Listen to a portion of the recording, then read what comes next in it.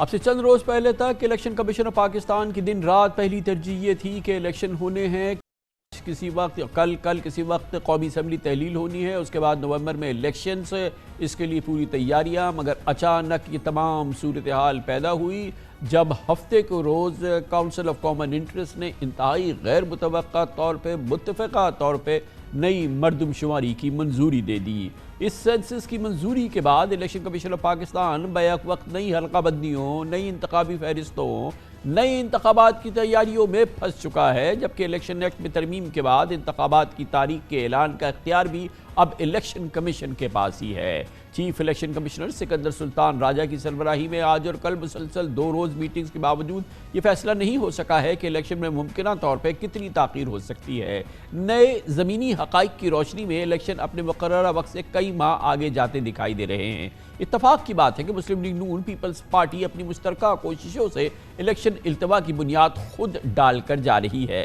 سب سے پہلے تو شہباز حکومت نے قبل از وقت اسمبلی تحلیل کرنے کے فیصلے سے 60 دن کے بجائے 90 دن کا انتخاب کیا۔ پھر تمام حکومتی اتحادیوں نے متفقہ طور پہ مردم شماری کی منظوری سے الیکشن کو دانستہ طور پہ تقریباً 7 ماہ آگے دھکیل دیا۔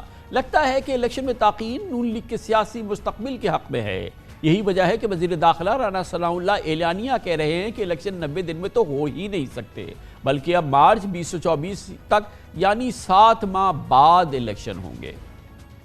بظاہر شہباز حکومت نے الیکشن کمیشن کو ایک نئی آزمائش میں ڈال دیا ہے، کیونکہ بظاہر الیکشن کمیشن کا محدود عملہ بیک وقت ملک بھر میں حلقہ بندیوں اور الیکشن شیڈیول کے دونوں کام جاری نہیں رکھ سکتا۔ اب کمیشن کو قومی اسمبلی کی 272، صوبائی اسمبلی کی 593 جنرل نشستوں پر نئی حلقہ بندی کی ایک طویل مشق کا آغاز کرنا ہے۔ اس سلسلے میں مختلف سرکاری اداروں کے اہلکاروں کو کئی ہفتے تک ٹریننگ دینی ہے۔ پھر مردم شماری کے انتظامی بلاکس، تحصیل اور ضلع کی سطح پر ملک بھر میں ووٹرز اور ان کے حلقہ انتخاب کا نیا ڈیٹا جمع کرنا ہے۔ انتخابی حلقوں کے تناسب سے ووٹرز کی فہرستوں کو اپڈیٹ کرنا ہوگا۔ پھر نئی حلقہ بندیوں کی تشکیل کے بعد ان پر اعتراضات کا قانونی مرحلہ اور ٹریبونلز میں اپیلوں کا سلسلہ شروع ہو جائے گا۔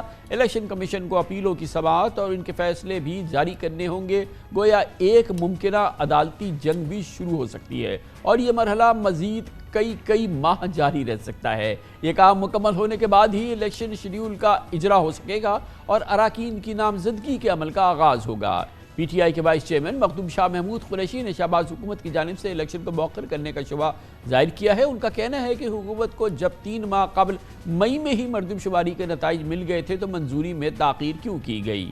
الیکشن کمیشن آف پاکستان پہ نگاہیں مرکوز ہے۔ پچھلے 2 دن سے مسلسل الیکشن کمیشن آف پاکستان اس غیر متوقع، غیر معمولی صورتحال کا مطالعہ کر رہا ہے، جس میں کہ اچانک کونسل آف کامن انٹرسٹ نے نئی مردم شماری کے نتائج کو منظور کر لیا ہے، اور اس کے بعد اب لازم ہو گیا ہے الیکشن کمیشن آف پاکستان پر کہ وہ نئی حلقہ بندیوں کے سلسلے پہ جائے، اور اس سلسلے میں طویل ایک پروسیس ہے جس کا آغاز کرے، جو کہ نہ جانے کب جا کے ختم ہوگا۔